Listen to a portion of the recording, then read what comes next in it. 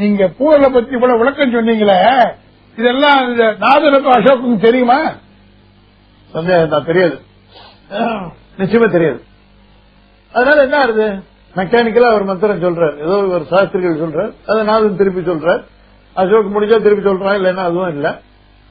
சரி, இந்த உபநயனத்துக்கு ஒரு 2 நாள் முன்னால எதனா புத்தகத்தை எடுத்து வச்சு அர்த்தத்தை பார்த்து தெரிஞ்சுப்போமே, அதுக்கெல்லாம் டைம் கிடையாது. எவ்வளவு வேலை இருக்கு. கிளப்புக்கு போகணும், டெலிவிஷன்ல சீரியல் வரும், அதை பார்க்கணும், சீட் ஆடணும், சினிமாவுக்கு போகணும், சோ மெனி ஜாப்ஸ் எல்லாம் பண்ணியாக வேண்டிய அவசியமான காரியங்கள்லாம் இருக்கிறதுனால இதை கவனிக்க முடியாது. அதுவும் இல்லாம அவர் என்ன பண்றாரு, ஏன்னா இங்க மந்திரம் சொல்லிட்டு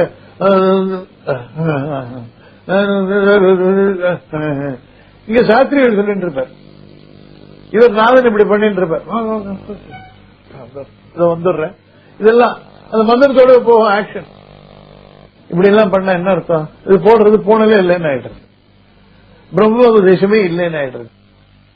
நிறைய இடங்கள்ல இப்படிதான் பூனல் போடப்படுறது. இங்க நாதன் வீட்டுல இல்ல, நிறைய அப்படிதான் இருக்கு. நான் ஏற்கனவே சொன்ன மாதிரி காரணம், தர்மசாஸ்திரங்கள் காட்டியுள்ள வழிமுறைகள் இன்னைக்கு ஆல்மோஸ்ட் irrelevant அப்படின்னு நினைக்கிற லெவலுக்கு நாம வசந்துட்டோம். அதனால நமக்கு அதெல்லாம் இதெல்லாம் யாரா பண்ணிட்டு இருப்போம் அப்படின்ற லெவல்ல இருக்கும். நமக்கு இது பிராமணனுக்கு மட்டும் சொன்னதில்லை, தயவு பண்ணி அது மறந்துடக்கூடாது. உபநயனம் அது 3 வருடத்துக்கு சொல்லிருக்கு. அது யாருக்கும் அதை பத்தி கவலை இல்லை. ஏன்னா நமக்கு இதெல்லாம் நம்ம சயின்டிபிக்கலி அட்வான்ஸ்ட், ஹைலி சிவிலைஸ்ட், ஃபேஷனபிளா போயிட்டோம்.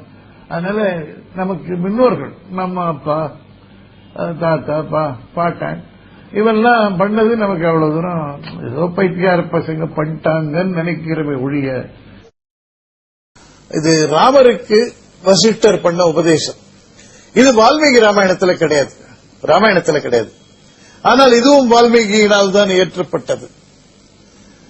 பிரம்மதேவர்கிட்ட ராமாயணத்தை சொல்லி முடிக்கிறதுக்காக பரத்வாஜர் தன்னுடைய சிஷ்யனை அனுப்புறார் வால்மீகி.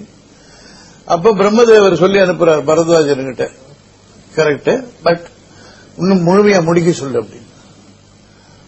அதாவது இந்த உபதேசம் ஒண்ணு பாக்கி இருக்கு, இதை சேர்க்கல, அதையும் சேர்த்து சொல்றார். ராமாயணத்துக்கு ஒரு அனுபந்தம் மாதிரி இதை வால்மீகி எழுதினார், இதை எழுதி முடிச்சாரு. இது அரிஷ்டநேமின்னு ஒரு ராஜா, அவன் ஒரே குழப்பத்தில் இருக்கிறப்போ வால்மீகி கிட்ட வரான் உபதேசத்துக்கு, கொஞ்சம் கிளாரிட்டி வரத்துக்கு. அப்போ வால்மீகி இதே மாதிரி ஒரு நிலைமை ராமருக்கு உண்டாச்சு.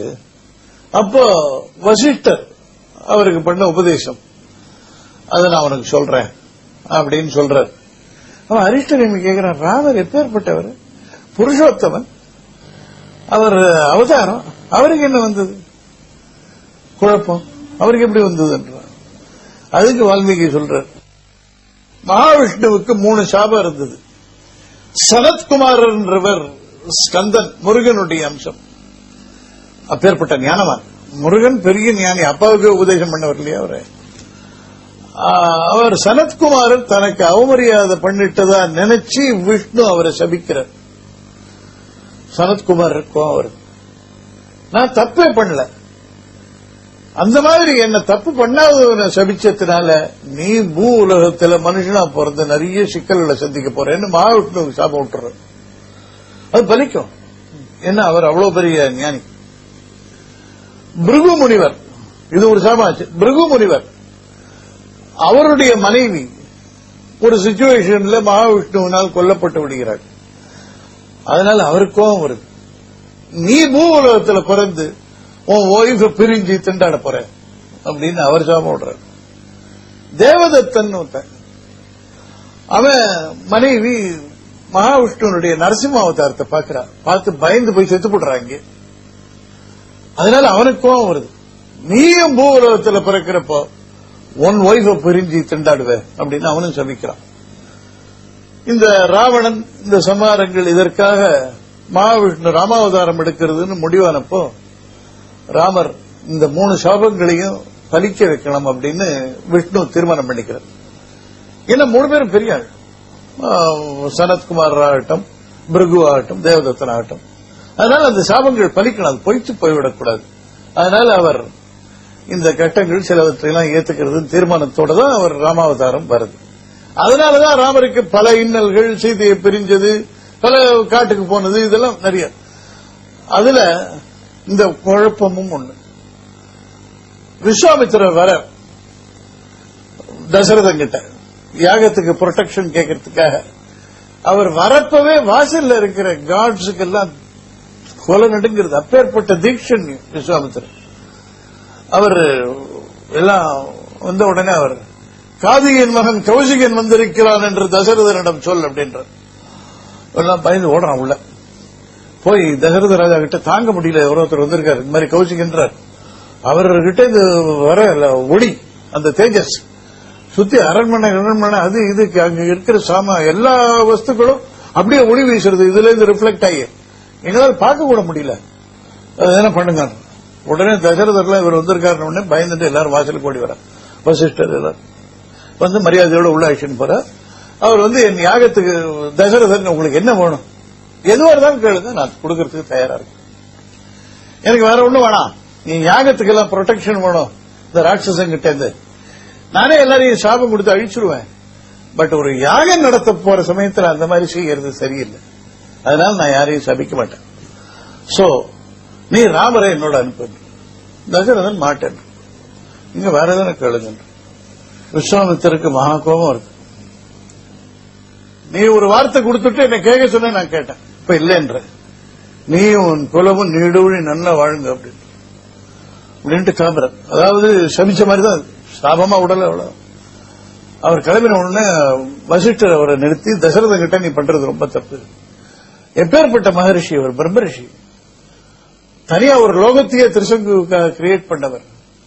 இவர் அறியாத ஒரு ஆயுதம் கிடையாது, இவருக்கு தெரியாத ஒரு தபஸ், இவர் பண்ணாத தபஸ் கிடையாது, இவர் அறியாத மந்திர சக்தி கிடையாது. எல்லாம் சேர்ந்திருக்கு இவர்கிட்ட. அப்பேற்பட்ட பெரிய மனுஷன். இவரோட போறதுனால உன் மகனுக்கு நல்லதுதான் உண்டாகும், கூப்பிட்டு அவன் அனுப்பிட்டு. சரின்னு அதுக்கப்புறம் தசரதர் ராமனை கூப்பிடுறதுக்கு ஆள் அனுப்புறாரு. அவன் போயிட்டு வந்து சொல்றான், இது ரொம்ப சிரமமான காரியமா இருக்கு, ராமரை எப்படி கூப்பிடுறது என்னன்னு ஒன்னும் புரியல, ரொம்ப டிப்ரெஸ்டா இருக்கார், என்ன லைஃப், ராஜ்யத்தினால என்ன பிரயோஜனம், உயிர் வாழ்ந்துதான் என்ன பிரயோஜனம், இந்த உலகமே இருக்க போற விஷயமா, இது தினம் நாசமாகிக் கொண்டே இருக்கிற விஷயமா, இது இந்த உலகத்துல யாருனாலே யாருக்கு என்ன பயன், எதுக்கு சாப்பிடுறோம், எதுக்கு தூங்குறோம், எதுக்காக பேரு புகழ்.